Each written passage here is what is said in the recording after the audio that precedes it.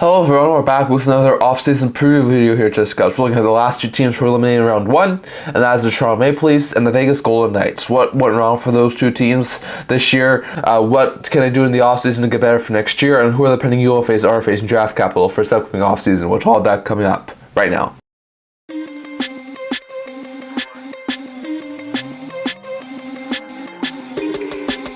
Hello everyone, welcome back to another video here at the NHL Offseason channel. Before we begin this video, don't forget to like this video and subscribe down below. Thank you for all your support. I would have never been able to do this without all of you guys, so if you haven't already, don't forget to subscribe button down below and don't forget to leave a comment down in the comment section below so we can discuss today's video. Now, we got two important teams to talk about here in our offseason preview video, looking at the Toronto Maple Leafs and the Vegas Golden Knights. Maple Leafs, who were third in their division this year, Knights, who are a second wildcard team, both wound up losing in 7 games in round one to their teams who wound up hosting them. So interesting stuff there. The Leafs were an overtime goal away from the second round. The Golden Knights were 2 goals away from the second round. So these two teams both got really close to advancing but never did. So we'll look at what went wrong for these teams, their UFAs, RFAs, and draft capital for this upcoming offseason, and how I think they can improve in the offseason to get better for next year, maybe going on a bit of a deeper playoff run. So first, for the Maple Leafs, 3 reasons why I think they were eliminated by Boston Bruins. 1, not enough scoring. This team is loaded with offensive weapons. They have Matthews, Marner, Nylander, Tavares, not to include some really good depth pieces like Bertuzzi, like Domi, like Yarncroke, like Robertson. They have a lot of really good offensive weapons.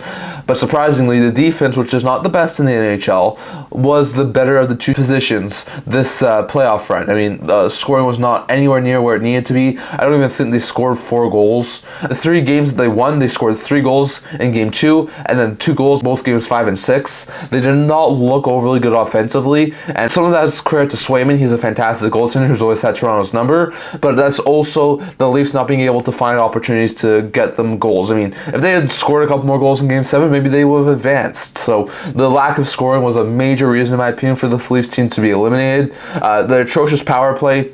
They had one of the worst power plays in the NHL this past playoffs.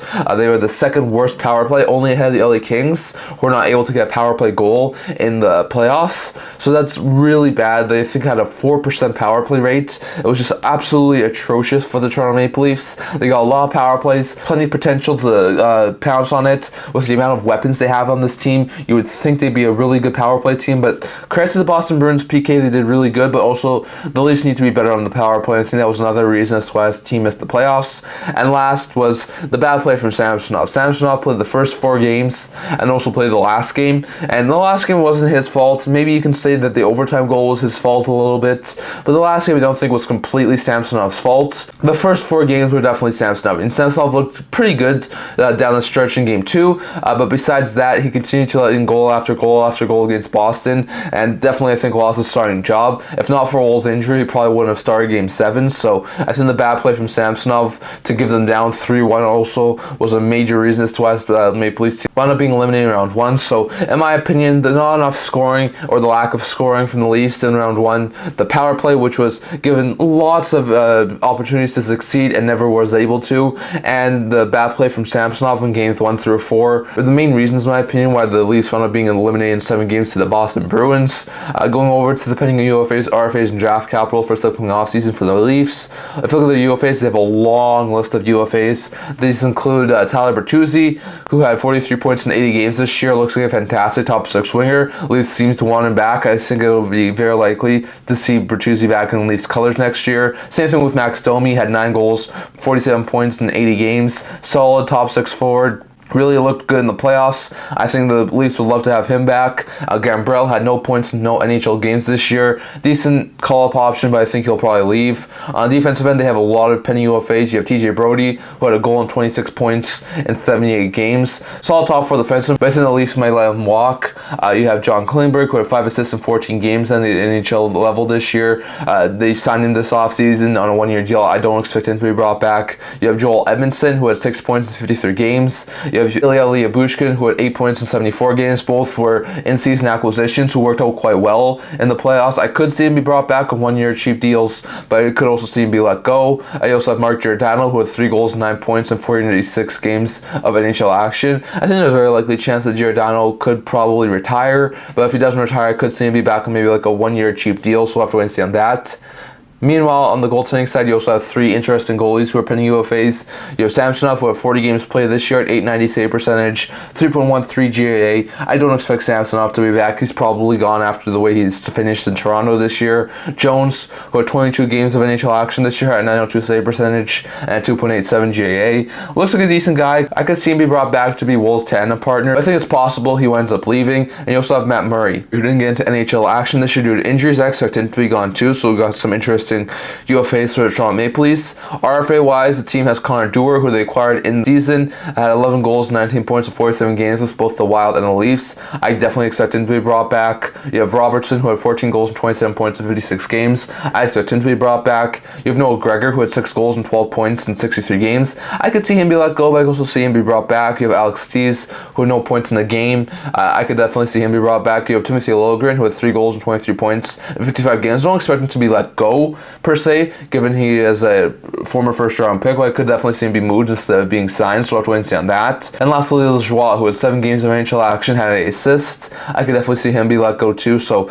lots of interesting stuff there for the Leafs, but they definitely do have a couple of interesting RFAs to look out for this offseason. And then on the draft capital side for the Leafs, they have 7 picks, but not a whole bunch in the top end of the draft. You have their own first-round picks, so they still have their own first-rounder, but they have no seconds, no thirds. They do have their own fourth-rounder. They also have their 5th round pick, as well as the Predators and the Canucks. They have no 6th round picks, but they do have their own and the Senators' 7th round picks. So they have 2 7th, they have 3 5th, they also have their own 4th and 1st. So interesting stuff there. Not a whole bunch in the top 3 rounds, only their first round picks. So they're not going to have a whole bunch of high level opportunities to pick some really good players. But I do have a couple of decent picks, so I think they could definitely find some really good players for us. So we'll have to wait and see exactly how they do. But they do have 7 picks, including 5 in the last 3 rounds of the draft. So interesting stuff there for the Leafs. And lastly, 5 ways I can see this Leafs team improve in the offseason to get better and more competitive for next year. First, they need to figure out what they do with Marner and Tavares. I don't think both are going to be back on new contract extensions. I would be quite shocked if both are back. So I think they need to move one of Marner or Tavares. Now, things are easier said than done. Both have no movement clauses. They both dictate where they want to go. I think Tavares probably would stay, given the fact he's their captain. I don't think he wants to leave anywhere else. Plus, I think there's also a slim chance that he could still sign, potentially like a 2-year deal with AV of like $6-7 million, where he just takes a little bit of a discount. I could see Tavares do that, but I don't see Marner being back with the Leafs. I mean, I think he's going to want somewhere between $13 and $13.5 million. I don't think the Leafs would be smart to do that sort of a deal with Marner, given how well he played in the playoffs. So I think there's very likely a chance that if they can both work out some sort of an agreement, and Marner agrees that maybe this isn't the best option for him right now, maybe Marner gets dealt. Maybe it's a sign and trade, maybe it's just a deal for a guy who's a pending UFA. Not exactly sure what will happen, but I think Marner is most likely gone. Maybe Tavares, but I think they need to move one of those two in the core for this offseason. I think they also need to figure out who needs to be the partner for Joseph Woll. They have Joseph Woll, who, even though he's dealt with some injury trouble, is a solid 1A goaltender, and I think showed this year that he can be the starter. But I think they need to try and find a goaltender. Now, there's been some recent talk that they go big goalie hunting and try and look for a goaltender this offseason, like a Saros or a Markstrom or a Gibson, or they could be looking to try and go into free agency and try and get a solid tandem partner, like a DeSmith or a Stolarz. So it'll be interesting to see exactly which direction they go, but at least I definitely think we'll be adding a goaltender, whether it be in the free agent market or in the trade market. I think they need to add another solid top 4 defenseman. Now, whether this comes from a Marner trade, from a different trade, or from free agency, they need to add a solid top 4 defenseman. This defense is not where it needs to be in order to go to the Cup final, and I think this is going to be an interesting situation to watch out for Toronto, whether it's a guy like Brett Pesce or Brian Montour in the free agent market, or they try and trade for a guy like Ryan Pulock or Cam Fowler in the Marner trade. I think they need to try and add another top 4 defenseman. I think it's quite simply put, they need to try and add some more pieces on that blue line. I'm not exactly sure which way they go, but still, I think that's something they need to do this offseason. They need to try and bring in forward help, or try and bring back Domi and Bertuzzi. Domi and Bertuzzi were fantastic in the playoffs and really did quite well in the regular season, so I wouldn't be overly surprised if we saw both Domi and Bertuzzi back, or at least one of them. I think if they don't, then I think they need to try and add some more forward help, whether that be Marchessault, Duchesne, Gensel, or someone else who can be a solid top 6 player for that Leafs team, or try and acquire someone someone in a trade, like a Clayton Keller, for instance, like he's been mentioned in a trade for Marner. They need to try and add some more forward help, and I think if they do wind up moving Marner, they're going to need some forward help, and I think if they do wind up moving Marner, they're going to need some more help to run out their forward group. So I think they need to try and add some more forward help, whether that be in free agency or via trade, or bringing back Domi and Bertuzzi. And lastly, I think they need to consider moving Yarncroke and Liljegren while getting younger. I think that Liljegren has been a guy who's been mentioned as a possibility on the trade block. He has not worked out fantastically in Toronto. I think could still be a solid top for the defenseman, so I could definitely see him be moved. Yarncroke, I think, has 2 more seasons left on his contract at $2.1 million cap hit. The extra cap space could really help the Leafs a lot, so I think they could wind up moving Yarncroke. I think they could try and add some more youth to this team. Could they move Easton Cowan into the NHL? Could they move Fraser Minton into the NHL? Could they move Ronnie Hirvonen into the NHL? Could they give Topi Niemela on the defensive end a look? I think there's a lot of possibilities here for the Leafs to try and get younger. I also think they do need to try and move Yarncroke and Liljegren. So I'll be interested to see exactly what happens there, but that's my opinion on the Leafs. Those are the 3 reasons why I think they wound up missing the playoffs. Those are pending UFAs, RFAs, and draft capital for this upcoming offseason. And those are 5 ways I can see the Leafs to improve this offseason to get better for next year and be a lot more competitive. Next, going over to the Vegas Golden Knights. Now for Vegas, they were the second wildcard team this year, lost in 7 games to the best team in the Western Conference in the Dallas Stars. But it doesn't mean they were a bad team. They took the Stars to 7 games. They were within a couple of goals from winning that game. They were a goal away from staying into overtime. So the Knights did not look overly bad against Dallas. Were probably the closest team to actually move on that did move on in round 1.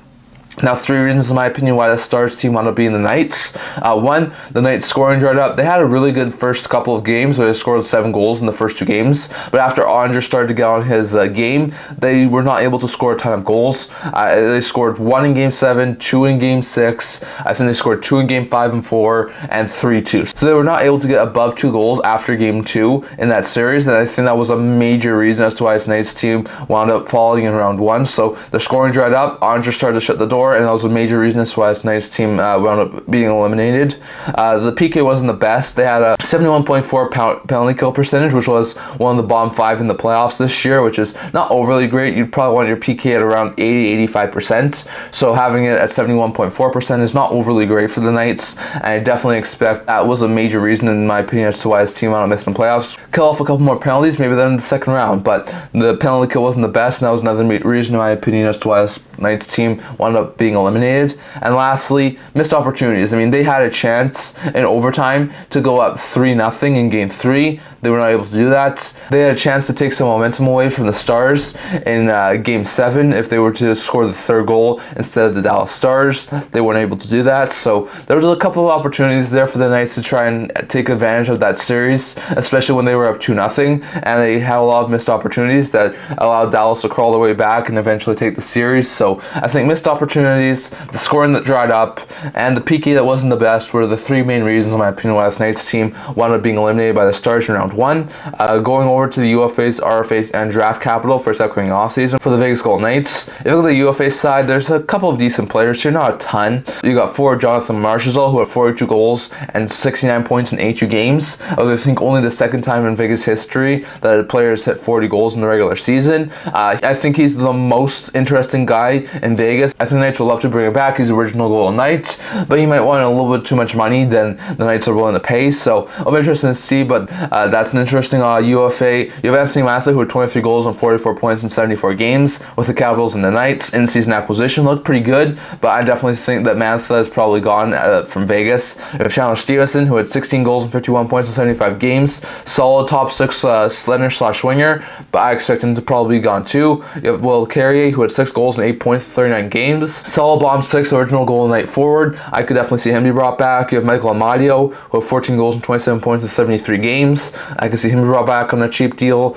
You have Sheldon Rempel, who had 2 goals and 3 points in 9 games. Could see him be brought back as like a depth piece. You have Alex Martinez, who had 4 goals and 17 points in 55 games. He's most likely gone, so I don't expect him to be brought back. And then you have Yuri Patera, who was their 3rd stringer this year, had 6 games played, 893 save percentage, 3.99 GAA. I definitely expect him to be considered to be brought back as like a 3rd string goaltender, but I definitely wouldn't be overly surprised if he walks, so I was waiting to see on those guys. If you look at their RFAs, they have Pavel Del Orfiev with 13 goals and 24 points in 47 games. I expect him to be brought back. You have Mason Primeau, who had no points in no games, but I definitely expect him to be brought back. And you also have King Korzak, who had a goal and 9 points in 26 games. Look, eventually could be a solid third pair of defensemen, so I expect him to be brought back. So some decent RFAs there for the Vegas Golden Knights. And for the Knights draft capital, they have very little draft capital for this upcoming draft. They have their first round pick. It's going to be a decent first round pick with where they were in the standings. Then they have no second round pick or third or fourth or fifth. They have their own sixth. And then they have theirs and the Blue Jackets 7th round pick. So they have no picks in rounds 2 through 5. They have their own 1st, 6th, and 7th, and then the Jackets 7th. So they have 4 picks for this upcoming draft and 3 in the last 2 rounds of the draft. So not a whole bunch of draft capital here. No one surprised me at all if the Knights try to move some pieces to try and gain some draft capital. Remember, this draft is in Vegas. So Vegas is probably going to want to make a splash at the draft this year. So we'll have to wait and see exactly what happens there. But they don't have a whole bunch of really good options on their draft board right now. And lastly, 5 ways I can see this Knights team improving in the offseason to get better and more ready for next year. First, can they keep any of Stevenson, Carrier, Amadio, or Marchessault? Those are probably the biggest 4 UFAs for that team right now. Stevenson, I'll probably say, is gone. He's a solid top 6 winger, very speedy guy. Has fit in extremely well with Vegas, but I think they brought in Thomas Sherrill to replace Stevenson in the lineup, so I don't expect Stevenson to be brought back. Carrier and Amadio are decent bottom 6 forwards. If the price is right for those 2 guys, I could definitely see Amadio and Carrier be brought back. I wouldn't be overly surprised if Carrier took like a 2-3 year deal with the AV between $1.5 and $2 million. I wouldn't be surprised if Amadio took something under $1.5 million. So it'll be interesting to see if those 2 guys are back, but those are bottom 6 forwards, so I think they could definitely be brought back. Marchessault's the big question mark. I think Marchessault could definitely get somewhere between $6 and $7 million on the free agent market. Would he be willing to get somewhere a little bit under that to remain in Vegas? And if so, would the Vegas Golden Knights have enough cap space, or can they free up enough cap space to get Marchessault under contract? I think it's possible, and I think they would love to keep him. I'm not saying it's a guarantee, but I think that's probably the biggest UFA question mark. I think Amadio and Carey could definitely be brought back. I think Stevenson is very likely to be gone, but I think Marchessault's the big question mark, and it'll be interesting to see if they're able to bring him back. So some interesting stuff there. They need to figure out the Leonard situation. Is Leonard still going to be injured next year, or if he's back and he's ready to go, will the Knights wind up moving him? Now, I think the Knights have a solid tandem of Hill and Thompson right now, so if Leonard is healthy, I don't think they need Leonard right now, so I would consider moving Leonard. He's got a $5 million cap it, so if he's still injured, they can place him on a long-term injury reserve, and he can continue to remain on long-term injury reserve, give them another $5 million in cap space. Or if he's ready, they could try and move him. There's a lot of teams who need goaltending help right now, and they're always coming off of an injury that's kept them out the past couple of seasons. But I think there's a very likely chance they could try and move him to a team who needs some goaltending help, who has a cap space, and they could try and offload his entire contract. So it'll be interesting to see exactly what happens there, but I definitely think there's a very likely chance that either Leonard is moved, if he is healthy, or if he's not healthy, he remains long-term injury reserve. That either way, I expect Leonard to help the Knights free up some cap space. I think they need to consider moving Hague or McNabb on the blue line. Both are making over $2 million. They could both go a long way to helping this Knights team maybe keep Marchessault around or try and add some more pieces on the forward group. McNabb's a year away from UFA status. Hague's a year away from restricted free agency status. And with the addition of Hanifin, you now have Pietrangelo, Hanifin, Theodore. Whitecloud's actually look quite good. You have Hutton still. You have a couple of guys who look NHL ready in Korzak and Cormier, who I think could eventually be really good third pair defensemen as early as next year. So with that in mind, I think there's a very likely chance they could move one of McNabb or Hague. Now I think McNabb, longtime Golden Knight player, would probably want to remain in Vegas. Hague, who's been a fantastic player, probably their best draft pick that's worked out for them. So I'm not exactly saying that it's going to be easy to move either of those guys, but I think with the cap space that they have right now, moving one of those guys might make a lot of sense. So not exactly sure if they will or not, but I think McNabb and Hague being potentially moved is a possibility for the Vegas Golden Knights. I think they need to add another top 9 forward, especially if Marchessault's moved. They could wind up having a lot of holes if Marchessault's moved. I know they have a couple of young guys like Brisson who could definitely potentially get into the lineup. We'll talk about that in a second, but I think they need to add some more top 9 forward help. I could see them go and target a guy like Matt Duchene, Patrick Kane, maybe it's a couple of other guys too, so I'm not exactly sure who they'll target. LeBanc, Olofsson, Barabanov. So there's a couple of other guys that could try and target, that could try and look on the forward group too. So it'll be interesting to see exactly what happens. But if Marchessault is not back by the Golden Knights, I think there's a likely chance that they try and add maybe 2 top 9 forwards. If Marchessault is back, maybe try and add only 1. But I think they definitely need to try and add some more forward help to this forward group. And lastly, they need to add some more youth to this team. Like we said, Korczak, Cormier on the blue line, I think are very NHL ready at this point in time, and would not be overly shocking in my opinion if either one of those 2 guys were able to make it to the NHL level next year. On the forward group, you have Brendan Brisson, who's a very fantastic former first-round pick. I think he could be a solid top 9 forward this upcoming offseason. There's a couple of other young players in Vegas who I think could also challenge for an NHL roster spot, but I think this Knights team is a little bit more of an older team at this point in time, so I think adding some more youth to this team to try and keep rolling next year will be a smart move for the Vegas Golden Knights. So that's my opinion on Vegas. Those are 3 reasons, in my opinion, why this team wound up being eliminated by the Stars in round 1. Those are pending UFAs, RFAs, and draft capital for this upcoming offseason for Vegas. And those are the 5 ways I can see Vegas improve in the offseason to get better and maybe go on a deeper playoff run for next year. So that's my opinion on Vegas. But that's all I want to talk about for today.